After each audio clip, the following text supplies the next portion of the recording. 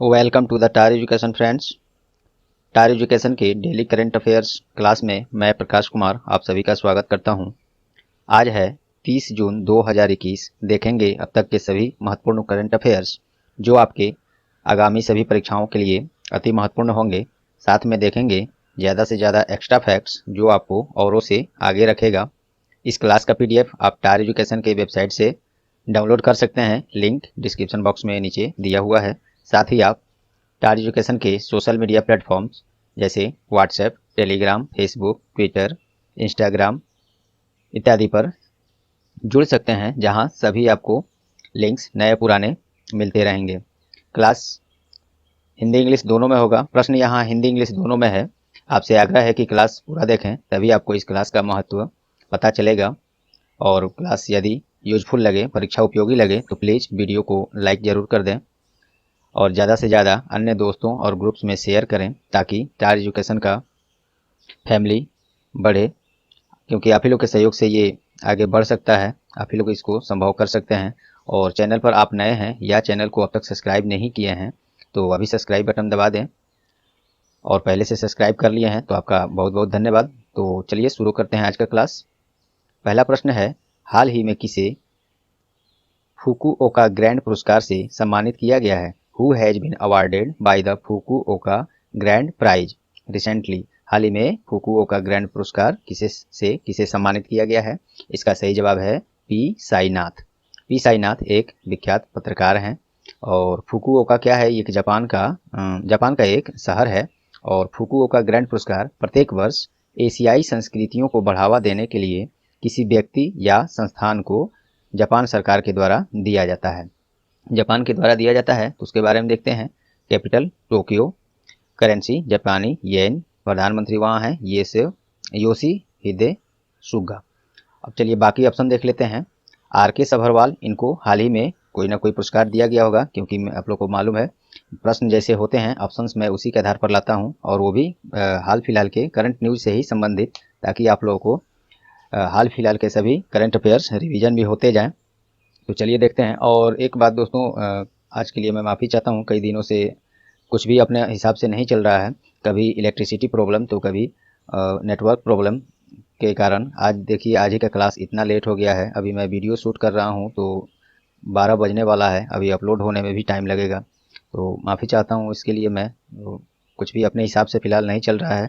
आगे मैं कोशिश करूँगा सब कुछ सुचारू रूप से सही समय पर उपलब्ध करा पाऊँ। चलिए बाकी ऑप्शन देखते हैं। RK सभरवाल, इनको हाल ही में मंगोलिया जो एक देश है वहाँ का सर्वोच्च पुरस्कार the order of polar star से सम्मानित किया गया है RK सभरवाल को। और ख्याति नरवणे, इनको हाल ही में world book of records London द्वारा सर्टिफिकेट ऑफ कमिटमेंट से सम्मानित किया गया है, ये भी ध्यान रखेंगे। और अमर्त्य सेन को, इनको हाल ही में स्पेन का शीर्ष पुरस्कार प्रिंसेस ऑफ एस्टूरियस अवार्ड 2021 से सम्मानित किया गया है अमर्त्य सेन को। तो एक प्रश्न में देखिए आपको इतने सारे फैक्ट्स मिले। चलिए अगला प्रश्न देखते हैं। हाल ही में किसे केंद्रीय जांच ब्यूरो CBI का विशेष निदेशक के रूप में नियुक्त किया गया है? तो इसका सही जवाब है प्रवीण सिन्हा। ये सेंट्रल ब्यूरो ऑफ इंचार्ज अर्थात CBI के विशेष निदेशक हैं, निदेशक नहीं विशेष निदेशक। ये जो है CBI में दूसरा सबसे बड़ा एक आधिकारिक पोस्ट होता है। सबसे बड़ा होता है वो डायरेक्टर, जो कि अभी सुबोध कुमार जायसवाल हैं, अभी हम लोग चर्चा करेंगे। तो विशेष निदेशक बनाए गए हैं प्रवीण सिन्हा। अब चलिए CBI के बारे में देख लेते हैं। यहाँ मैंने लिखा भी है, इस एजेंसी में विशेष निदेशक दूसरा सबसे बड़ा पोस्ट होता है। CBI अर्थात the central bureau of investigation, स्थापना 1 अप्रैल 1963 को 1963। हेडक्वार्टर न्यू दिल्ली है। डायरेक्टर इसके कौन है? सुबोध कुमार जायसवाल।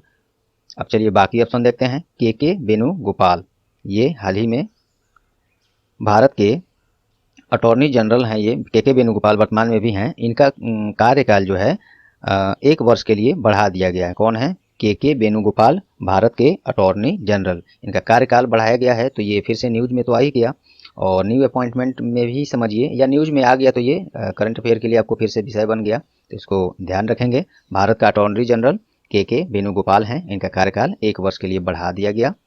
और अटॉर्नी जनरल क्या होता है, तो ये भारतीय अटॉर्नी जनरल जो हैं केंद्र सरकार का मुख्य कानूनी सलाहकार होता है, ये आप लोग ध्यान रखेंगे, इनका यही काम है। सुरेश एन पटेल ये हाल ही में भारत का नया कार्यवाहक केंद्रीय सतर्कता आयुक्त अर्थात सेंट्रल विजिलेंस कमिश्नर CVC के नाम से भी जानते हैं। तो इनको वही केंद्रीय सतर्कता आयुक्त नियुक्त किया गया है और ये कार्यवाहक हैं, परमानेंट अभी कोई नहीं है। तो अगर इस बीच जब तक आप लोग का एग्जाम होता है कोई परमानेंट इस पोस्ट पर नहीं आता है तो एग्जाम में ये आपसे पूछा जा सकता है, तो ध्यान में रखेंगे। ये सुरेश एन पटेल केंद्रीय सतर्कता आयुक्त बनाए गए हैं, वो भी कार्यवाहक केंद्रीय सतर्कता आयुक्त। मिनेश शाह ये कल ही या परसों का न्यूज है, इनको हाल ही में राष्ट्रीय डेयरी विकास बोर्ड अर्थात NDDB का अध्यक्ष नियुक्त किया गया है। चलिए अगला प्रश्न देखते हैं। हाल ही में अंतर्राष्ट्रीय क्रिकेट काउंसिल अर्थात ICC के द्वारा ICC mains T20 world cup 2021 का आयोजन कहाँ करने का घोषणा किया गया है, तो ये UAE अर्थात यूनाइटेड अरब इमिरेट्स, हिंदी में संयुक्त अरब अमीरात। तो वहाँ पे अब जो है ICC mains T20 world cup 2021 किया जाएगा। अच्छा, इससे पहले ये कहाँ तय था, तो ये भारत में होने वाला था, लेकिन अब UAE में इसको शिफ्ट कर दिया गया है, ये महामारी के कारण ही शिफ्ट किया गया है। और ये सब कौन करता है, अंतर्राष्ट्रीय स्तर पर क्रिकेट का आयोजन कौन कराता है, तो ये ICC के द्वारा होता है, इंटरनेशनल देखिए ये ICC, यहाँ पे मैंने एक और होता है इंटरनेशनल क्रिमिनल कोर्ट, इसको मैंने उठा लिया है। चलिए आगे है तो चर्चा कर ही देते हैं इसका। ICC यहाँ पे मैं इंटरनेशनल क्रिकेट काउंसिल को लेकर आना था, लेकिन मैं अपने सेव्ड डाटा में से इसको देखिए ICC देखकर इंटरनेशनल क्रिमिनल कोर्ट को उठाकर ला दिया है, इसके लिए मैं माफ़ी चाहता हूँ। लेकिन फिर भी ये आपके जानकारी के लिए ये उपयोगी भी है। चलिए देख लेते हैं। तो इंटरनेशनल क्रिमिनल कोर्ट, इसकी स्थापना 1 जुलाई 2002 को हुआ है। हेडक्वार्टर द हेग अर्थात नीदरलैंड्स में है और प्रेसिडेंट जज पायोटर हॉफमान्स्की नाम है इनका, ये हैं प्रेसिडेंट ICC अर्थात इंटरनेशनल क्रिमिनल कोर्ट के। अब चलिए बाकी ऑप्शन देख लेते हैं। यूनाइटेड किंगडम, ये भी कहीं ना कहीं किसी वेन्यू से संबंधित होगा। हाल ही में 47वें G7 समिट 2021 का आयोजन कहाँ हुआ था, तो ये यूनाइटेड किंगडम में एक कॉर्नवाल जगह है, वहाँ पे हुआ था। G7 के सदस्य राष्ट्रों के नाम चलिए एक बार बता देता हूँ फिर से। G7 में 7 देश विश्व के सबसे शक्तिशाली राष्ट्र होते हैं, विकसित राष्ट्र होते हैं। तो वो 7 देश कौन से हैं, क्योंकि एग्जाम्स में पूछ देता है, 4 ऑप्शन दे देगा और एक उसमें से नहीं रहेगा, उसी को पूछेगा कौन इसमें से G7 का सदस्य नहीं है। तो आपको 7 देश का नाम याद होना चाहिए। तो वे नाम है United kingdom, Canada, France, Germany, Italy, Japan और यूनाइटेड स्टेट्स, ये G7 के सदस्य देश हैं। और 47वां G7 समिट 2021 वही यूनाइटेड किंगडम में हुआ था। ब्रुसेल्स, ये भी न्यूज में रहा है। हाल ही में North Atlantic Treaty Organization NATO का शिखर सम्मेलन कहाँ हुआ था, ब्रुसेल्स में, बेल्जियम के ब्रुसेल्स में। और ब्राज़ील, यहाँ पे हाल ही में कोपा अमेरिका टूर्नामेंट का आयोजन ब्राज़ील में किया गया था। कोपा अमेरिका क्या है, तो ये सबसे पुराना अंतर्राष्ट्रीय फुटबॉल टूर्नामेंट है। चलिए नेक्स्ट देखते हैं। हाल ही में किस राज्य के कृषि वैज्ञानिकों ने अमरूद का एक विशेष किस्म, जिसका नाम है काला अमरूद, इंग्लिश में बोलेंगे ब्लैक गुआवा, विकसित करने का दावा किया है, तो ये किया है बिहार के वैज्ञानिकों ने, कृषि वैज्ञानिक हैं ये। और देखिए यहाँ पे है, भागलपुर कृषि विश्वविद्यालय के वैज्ञानिकों ने अमरूद के इस अनोखे किस्म को विकसित किया है, क्या नाम है, ब्लैक गुआवा या काला अमरूद। तो बिहार से ये रिलेटेड है, तो बिहार के बारे में देखते हैं। राजधानी पटना, मुख्यमंत्री नीतीश कुमार, गवर्नर फागू चौहान, राज्यपाल फागू चौहान। चलिए बाकी ऑप्शन देखते हैं। गोवा क्यों न्यूज में हाल ही में रहा है, तो गोवा भारत का पहला रेबीज मुक्त राज्य बन गया है, ये 1-2 रोज पहले की बात है। तो गोवा रेबीज मुक्त राज्य बन गया है। रेबीज समझ रहे हैं, कुछ लोग ना समझते हो तो फिर से बता दूं, रेबीज जैसे कुछ जानवर या कुत्ता के काटने से जो बीमारी होता है वही होता है रेबीज। तो उसी से मुक्त हो गया है कौन सा राज्य, गोवा, और ये भारत का पहला ऐसा राज्य है जो रेबीज मुक्त राज्य बन गया है। असम, तो ये विश्व का पहला जेनेटिकली मॉडिफाइड रबर का पौधा गुवाहाटी में लगाया है। जेनेटिकली मॉडिफाइड अर्थात अनुवांशिक रूप से संशोधित रबर का पौधा ये भारत का पहला है, सॉरी विश्व का पहला है, ये बहुत बड़ी बात है। ये भारत के असम राज्य में, असम में भी कहाँ, गुवाहाटी में ये लगाया गया है। चलिए ये महाराष्ट्र, तो हाल ही में भारत का पहला एलएनजी स्टोरेज और रीगैसिफिकेशन यूनिट ये कहाँ लगाया गया, तो महाराष्ट्र में। पहला शब्द इसमें जुड़ा है, भारत का पहला एलएनजी स्टोरेज और रीगैसिफिकेशन यूनिट महाराष्ट्र में। चलिए ये रहा।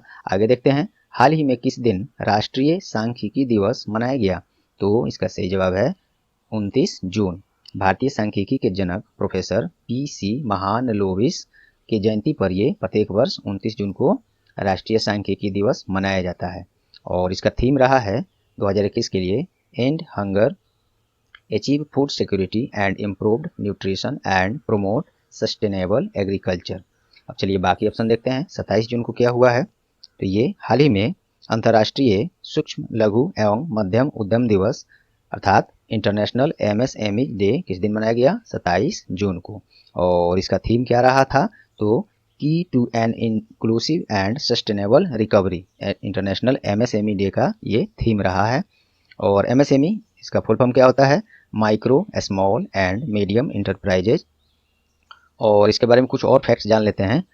विभिन्न अर्थशास्त्रियों के अनुसार वैश्विक जीडीपी का 50% जो है एमएसएमई से ही पूरा होता है। और रोजगार की बात करें तो टोटल एम्प्लॉयमेंट का, रोजगार का 70% एमएसएमई से ही पूरा होता है।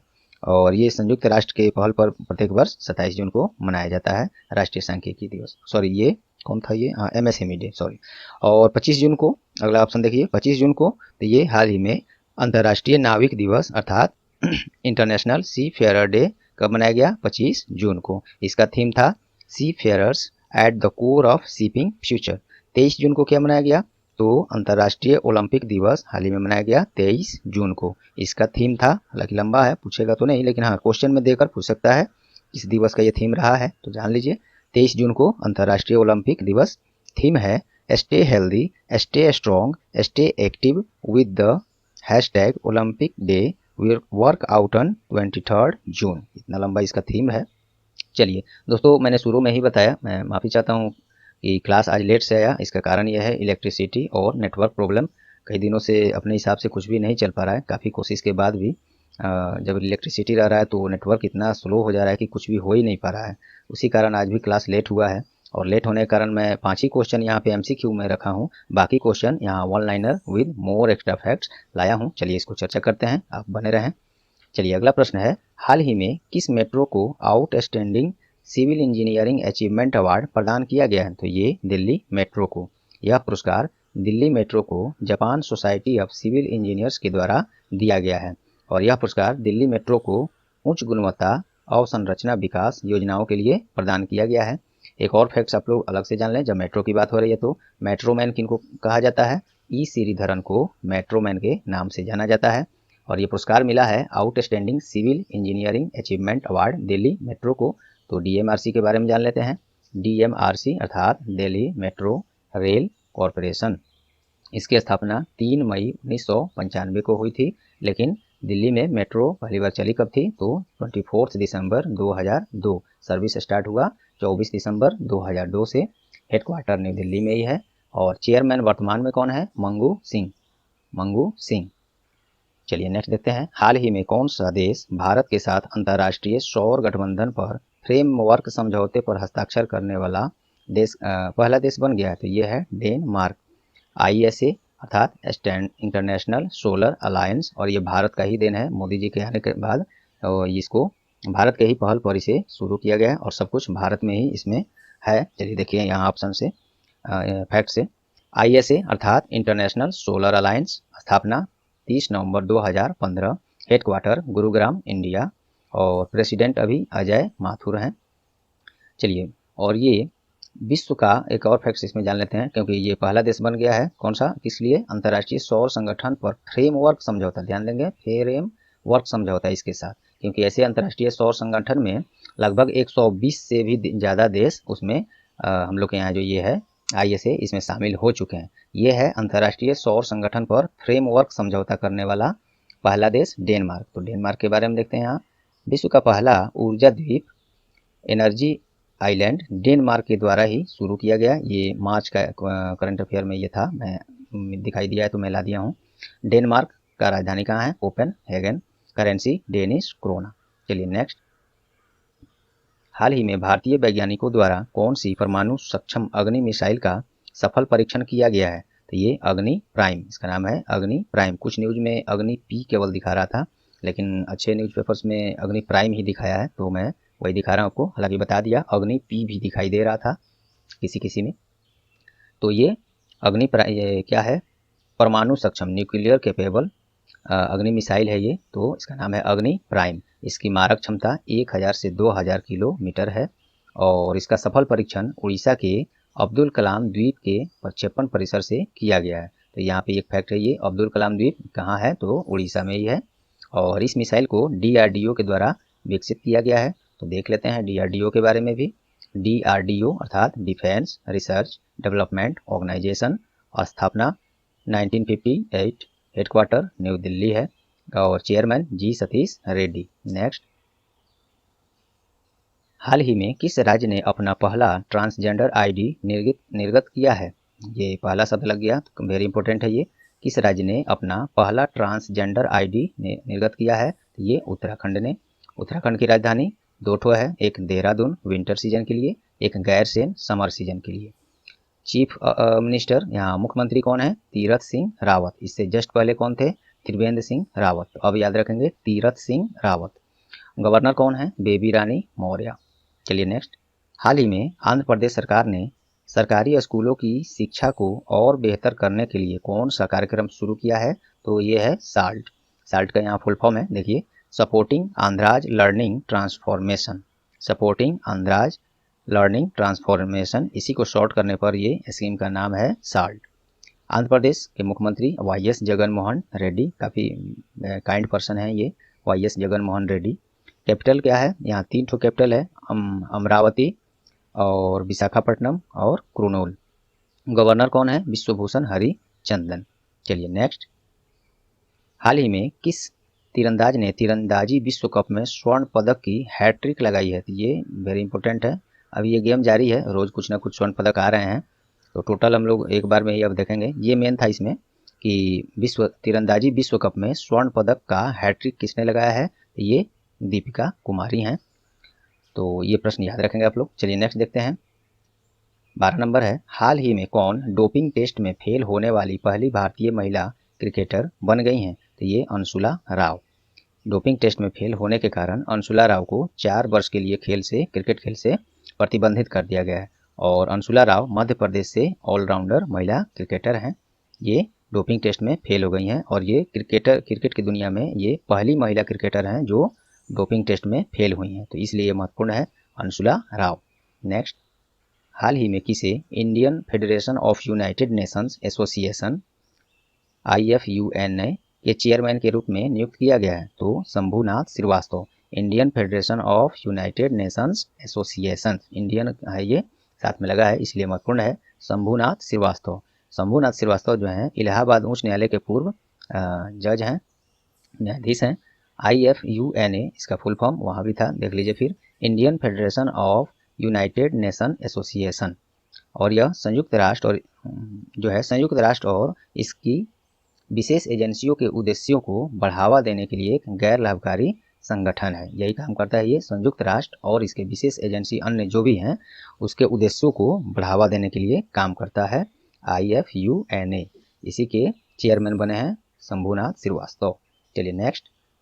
हाल ही में जारी पुस्तक policy makers journal from New Delhi to Washington DC किसके द्वारा लिखा गया है? कौशिक बसु। एक्चुअली में ये जो है, एक तो ये जाने माने भारतीय शास्त्री हैं, पहले जो है ये UPA सरकार में, भारत सरकार में मुख्य आर्थिक सलाहकार के रूप में काम किया है, इन्होंने योगदान दिया है। और सबसे बड़ी बात कि 2012 से 16 तक विश्व बैंक के मुख्य अर्थशास्त्री भी थे। तो इन्हीं सबको अपने बुक में उन्होंने चर्चा किया है। तो क्या नाम है बुक में, ये पुस्तक का? Policy makers journal from New Delhi to Washington DC। नाम है कौशिक बसु, आप तो जानते ही हैं। क्रोएशिया ओसीजेक में आयोजित ISSF शूटिंग वर्ल्ड कप 2021 में किस भारतीय शूटर ने स्वर्ण पदक जीता है? तो ये Rahi Sarnobat. ISSF shooting world cup 2021 में भारतीय शूटर हैं राही सरनोबत, इन्होंने स्वर्ण पदक जीता है। और ये कहाँ हो रहा है ISSF shooting world cup? Croatia के ओसी जेक में। क्रोएशिया भी दे सकता है, ये भी दे सकता है, ध्यान देंगे।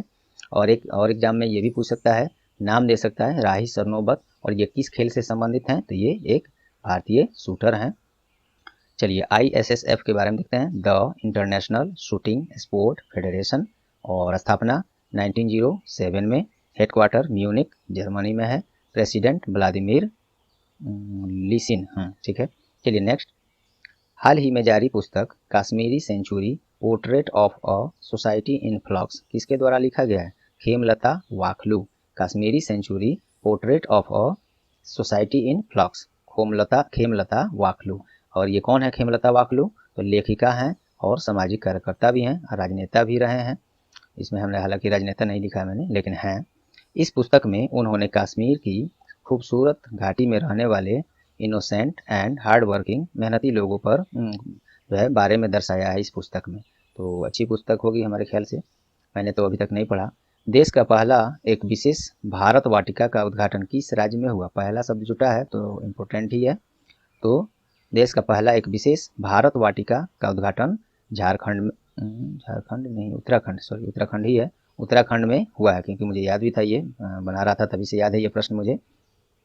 तो भारत वाटिका का उद्घाटन उत्तराखंड में हुआ है और इस तरह का ये देश का पहला है। क्या विशेष है इसमें देखिए, तो उत्तराखंड के हल्द्वानी में इस भारत वाटिका में भारत के सभी राज्यों और केंद्र शासित प्रदेशों से के विशेष स्पेसीज वृक्ष लाए जाएंगे। तो ये अपने भारत में जो इतने राज्य हैं और केंद्र शासित प्रदेश राज्य हैं, सभी से जितने भी विशेष स्पेसीज हैं, वृक्ष हैं, वो यहाँ पे लगाया जाएगा। इसका नाम रखा गया है भारत वाटिका, इसलिए महत्वपूर्ण है। उत्तराखंड के हल्द्वानी में हुआ है, तो इसके बारे में देख लेते हैं। राजधानी देहरादून विंटर सीजन के लिए, गैरसैंण समर सीजन के लिए, दो ठो है राजधानी। चीफ मिनिस्टर तीरथ सिंह रावत हैं, गवर्नर बेबी रानी मौर्य हैं। हालांकि ये चर्चा हम लोग ऊपर भी कर चुके थे, चलिए कोई बात नहीं। 18th नंबर प्रश्न है, हाल ही में किस देश ने अंतर्राष्ट्रीय सौर संगठन अर्थात ISA से जुड़ने का घोषणा किया है? तो ये है ग्रीस। ऊपर में हम लोग देखे थे फ्रेमवर्क से, वो ISA फ्रेमवर्क से जुड़ने वाला पहला देश बना था। क्या नाम था उसका?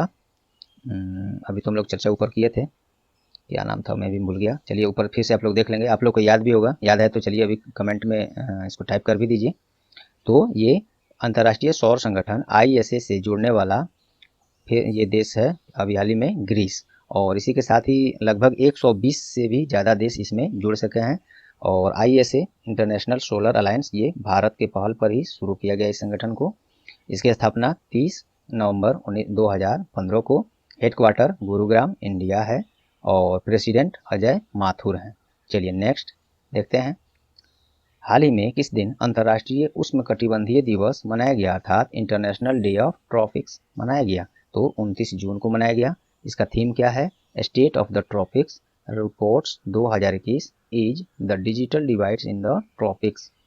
तो ये और देखते हैं इसके बारे में, काफ़ी जानकारी वाली ये फैक्ट्स हैं। देखिए, अंतर्राष्ट्रीय उष्णकटिबंधीय दिवस जागरूकता को बढ़ावा देने के लिए और उन लोगों के उन चुनौतियों के बारे में प्रोत्साहित करने के लिए मनाया जाता है जिनका सामना उष्णकटिबंधीय क्षेत्र में 12 महीनों के दौरान होता है। 12 महीनों के दौरान जो भी समस्याएं हैं उनको, और कभी जिस तरह का जीवन यापन होता है, उसी का चर्चा किया, बढ़ावा देने के लिए, जागरूकता फैलाने के लिए यह दिवस अंतर्राष्ट्रीय उष्णकटिबंधीय दिवस मनाया जाता है। और देखिए, कटिबंध पृथ्वी का एक क्षेत्र है जिसे कर्क रेखा 23 डिग्री 27 एन नॉर्थ और मकर रेखा 23 डिग्री 27 साउथ के बीच के क्षेत्र में के रूप में परिभाषित किया गया है। और उष्णकटिबंध अनिवार्य रूप से वे क्षेत्र हैं जो मोटे तौर पर पृथ्वी के मध्य में स्थित हैं। और यह दिवस प्रत्येक वर्ष 29 जून को संयुक्त राष्ट्र के पहल पर मनाया जाता है। संयुक्त राष्ट्र की बात हुई तो उसके बारे में देख लेते हैं। स्थापना 24 अक्टूबर 1945, हेडक्वार्टर न्यूयॉर्क है, सेक्रेटरी जनरल एंटोनियो गुटेरस हैं, और इनका कार्यकाल हाल ही में फिर से बढ़ा दिया गया है, तो ये न्यू अपॉइंटमेंट में आ गया, फिर से इसको ध्यान में रखेंगे। सेक्रेटरी जनरल यूनाइटेड नेशन अर्थात संयुक्त राष्ट्र का कौन है? Antonio Guterres. चलिए क्वेश्चन ऑफ द डे आज का देखते हैं। हाल ही में कौन टोक्यो ओलंपिक हेतु क्वालिफाई करने वाले पहले भारतीय तैराक बन गए हैं? तो ये वेरी इंपॉर्टेंट प्रश्न है, पहले शब्द लगा है इसमें भी, तो इसका जवाब आप लोग कमेंट में ज़रूर दें। चलिए तो दोस्तों, उम्मीद करता हूँ आज का क्लास आप लोगों को परीक्षा उपयोगी लगी होंगी। यदि हाँ तो प्लीज़ वीडियो को लाइक ज़रूर कर दें।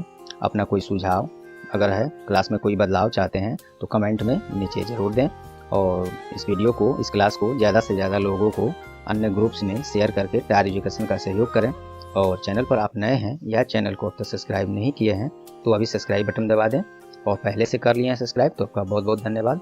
और बेल आइकन भी दबा दें जिससे आपको आगे आने वाले सभी महत्वपूर्ण क्लास के नोटिफिकेशन आपको सबसे पहले मिले। तो चलिए, ये रहा आज का क्लास। All the best.